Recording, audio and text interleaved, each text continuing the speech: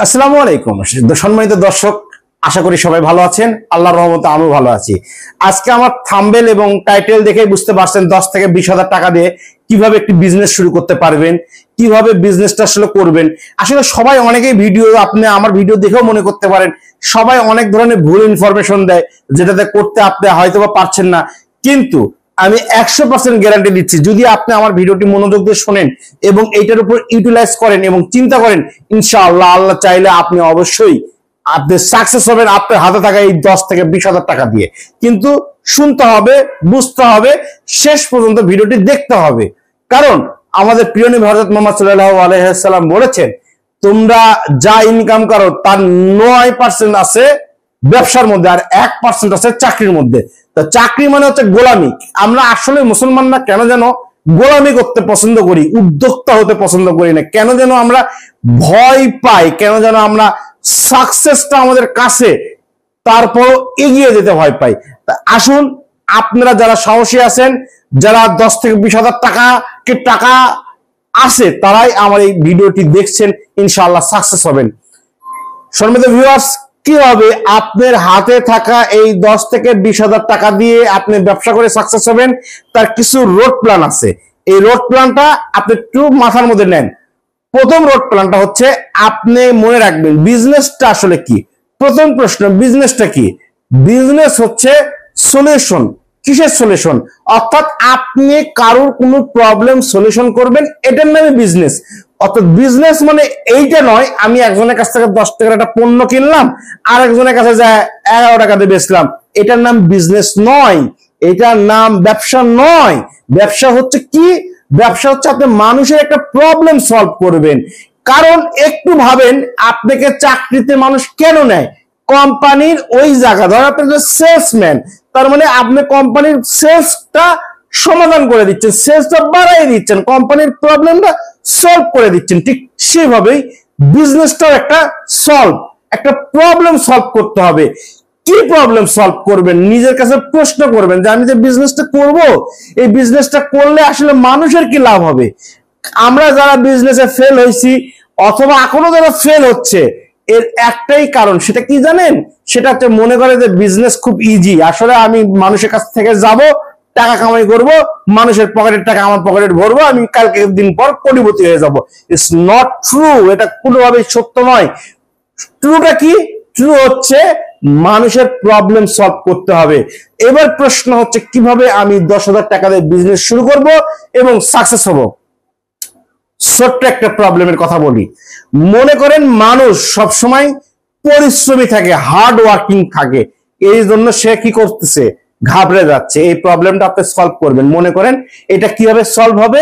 এটা বাদাম কিনে খেলে সলভ হবে, এটা কিছু নাট কিনে খেলে সলভ হবে। তা এখন এই প্রবলেমটা সলভ করার জন্য আপনার কি দরকার? নাট দরকার। এখন আপনি কয়টা নাট নিয়ে ব্যবসা করবেন? ধরেন আপনি কাজু বাদাম কিনবেন, আপনি আখরোট কিনবেন, এরকম কিছু বাদাম কিনবেন। এই জন্য আপনাকে কি করতে হবে? আপনাকে আগে দোকানে যেতে হবে। হ্যাঁ বন্ধুরা, আপনার হাতে থাকা এই 10,000 টাকা নিয়ে আপনি একটি দোকানে যান। কোন দোকানে যাবেন? একটা পাইকারি দোকানে যান।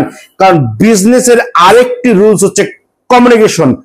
যত বেশি কমিউনিকেশন করতে পারবেন, তত বেশি আপনার বিজনেসটা জানতে পারবেন, তত বেশি আপনার বিজনেসটাকে ডেভেলপ করতে পারবেন।